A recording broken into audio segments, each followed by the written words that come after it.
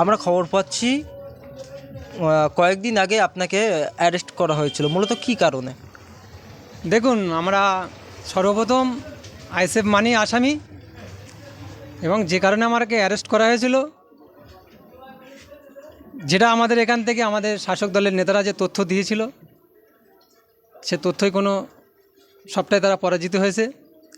এবং আমার উত্তর কাশীপুর থানার পুলিশ আমাদের শানপুকুর বাজার থেকে অ্যারেস্ট করেছিল। সেই সঙ্গে সঙ্গে উত্তর কাশীপুর থানাতে আমাকে নিয়ে গিয়েছিল। নিয়ে যাওয়ার পরে আমার 3 দিন পিছিয়ে নিয়েছিল। 3 দিন পিছিয়ে নেওয়ার পরে আমাকে 14 দিন জেসি দিয়েছিল। তারপরে আমার 14 দিন পরে জামিন হয়ে গেছে। অতএব আমি জামিনে মুক্ত পেয়ে ঘরে ফিরলাম। শারীরিক শরীর কেমন আছে? শরীর সুস্থ, কোনো অসুবিধা নেই, পুরো ওকে। এবং যেটা আমাদের বিধায়ক সাহেব, আমার দলের চেয়ারম্যান মোহাম্মদ নওশাদ সিদ্দিকী মহাশয়, তিনি বারে বারে স্টেজে বলতেন যে প্রতিটা মানুষকে জেলে যাওয়া দরকার। এবং আমি জেলে যাওয়ার পরে সেটাকে বুঝতে পারলাম যে আমাদের প্রাণপ্রিয় ভাইজান যেটা বলতেন, এটা অতি সত্য কথা। এবং জেলে না গেলে অনেক কিছু উপলব্ধি করা যায় না, এবং রাজনৈতিক খামতি থাকে। জেলে যাওয়ার পর থেকে, জেলে থেকে ফিরে আসার পর থেকে দেখলাম যে ঠিক আছে, জেলে যাওয়াটাই সবার জন্য জরুরি। আজকে হাতিশালা 6 লাইনে নওশাদ সিদ্দিকীর একটা সভা রয়েছে। এই যে আপনি জেল কাটার পরে আবার আপনার নেতৃত্বে যে আজকে হাজার হাজার মানুষ জড়ো করে ফেললেন, তবুও আপনি রাজনীতি দল করছেন, কোথাও কি ভয় লাগছে না যে জেল কাটছেন, কিছু নেওয়া হচ্ছে আপনাকে? দেখুন, আইএসএফ সবসময় তিনি সৌজন্যতার কথা বলেন, তিনি শিক্ষা, স্বাস্থ্য, কর্মসংস্থানের কথা বলেন, এবং শাসকের চোখে চোখ রেখে ন্যায়ের পক্ষে অন্যায়ের বিরুদ্ধে লড়াই শিখিয়েছেন আমাদের দলের চেয়ারম্যান। অতএব আমাদের বিধায়ক সাধারণ মানুষের কথা বলতে গিয়ে তিনি 42 দিন জেল খেটেছে। আর সেই সূত্রেই 42 দিন কেন, আমরা 42 মাস সাধারণ মানুষের কথা বলতে গিয়ে আমরা জেল খাটতে প্রস্তুত আছি। ভাঙড় ফেরাতে পারছে না শওকত মোল্লা, তার পাল্টা আবার ভাঙড়ের দায়িত্ব নিয়েছে অভিষেক ব্যানার্জি। আবার সেই চ্যালেঞ্জ, অভিষেক ব্যানার্জি আবার ভাঙড় ফিরিয়ে নেবে, কী বলবেন? দেখুন, আমার দলের চেয়ারম্যান মাননীয় নওশাদ সিদ্দিকী মহাশয়, তিনি কিছুদিন আগে বারে বারে প্রতিটা স্টেজে তিনি বলেছেন যে যারা লাঞ্ছিত বঞ্চিত হয়েছে, সাধারণ মানুষ যারা সঠিক বিচার পাচ্ছে না, সেই সব মানুষগুলো যদি আইএসএফের ছায়াতলায় আসে, শওকত তো দূরের কথা, অভিষেক বাবু তো দূরের কথা, 14 তলা থেকে মাননীয়াকে নামিয়ে মানুষের দ্বারে দ্বারে ভোট ভিক্ষা করাবো, এটাই আমাদের বিধায়ক বলেছিল। তার কিছু নমুনা আমরা পাচ্ছি। আগামীতে হয়তো দিদিও এই ভাঙড় বিধানসভার দায়িত্ব নিতে পারে।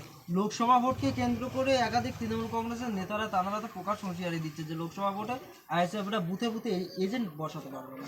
দেখুন, একটা জিনিস, হুঁশিয়ারি কে কত দেবে, দিচ্ছে না দিচ্ছে, ওটা আমাদের কোনো ব্যাপার না। ভাঙড়ে সাইনি ঘোষ ম্যাম তিনি বলেছিলেন যে ভাঙড়ে আইএসএফ বলে কিছু নেই। তাহলে এত ভয় কিসের, এত ভয় কিসের? ভোটটা, সঠিক ভোটটা হোক, তার মানুষ যোগ্য জবাব ইভিএমের মাধ্যমে দিয়ে দেবে। লড়াই জারি থাকবে তৃণমূলের বিরুদ্ধে 100 বার, 100 বার জেতার সম্ভাবনা রাখছে 100%। ভয় লাগছে না? একদম ভয় নেই, কারণ আমরা সঠিক রাস্তা অবলম্বন করছি। আমরা কোনো দুর্নীতির সঙ্গে নেই, এবং কয়লা চুরি গরুর সঙ্গে আমরা নেই। আমরা সঠিক রাস্তা অবলম্বন করছি, এতে আমাদের কোনো ভয় নেই। একবার কেন, একাধিকবার জেলে যেতে আমরা প্রস্তুত আছি। আবারও তো লড়াই করতে গেলে আপনাদের যদি আবার মিথ্যা খেয়ে দিয়ে জেলবন্দি করে, তাতে কোনো অসুবিধা নেই। আইএসএফ মানেই তো আসামি। আমার দলের চেয়ারম্যান তিনি জেল খেটেছেন, আমাদের ভাঙড়ের একাধিক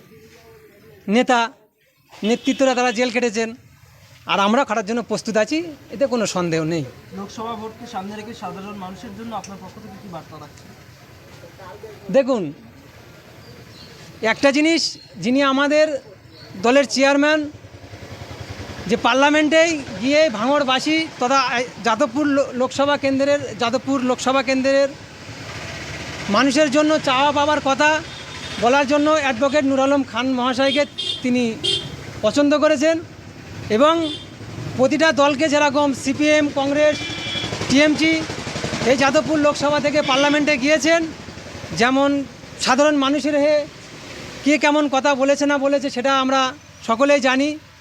আগামী লোকসভা নির্বাচনে আমি প্রতিটা মানুষের কাছে বলবো যে আইএসএফের প্রার্থী, মনোনীত প্রার্থী নুর আলম খান মহাশয়কে পার্লামেন্টে পাঠানোর জন্য প্রতিটা মানুষের কাছে আবেদন রাখছি, এবং তিনি পার্লামেন্টে গিয়ে সাধারণ মানুষের হয়ে কথা বলবেন। যেমন আমাদের বিধায়ক 294-এর মধ্যে একজন, যিনি বিধানসভার মধ্যে তথা আইনসভার মধ্যে যে ভাঙড়বাসীর জন্য তথা পশ্চিমবঙ্গবাসীর জন্য যে কথা বলছে, একইভাবে আমাদের নূর আলম খান মহাশয় তিনি পার্লামেন্টেই সাধারণ মানুষের হয়ে কথা বলবেন। বেশ, আপনার নাম? আমার নাম সাজ্জাদ মোল্লা, আমি আইএসএফের সক্রিয় কর্মী।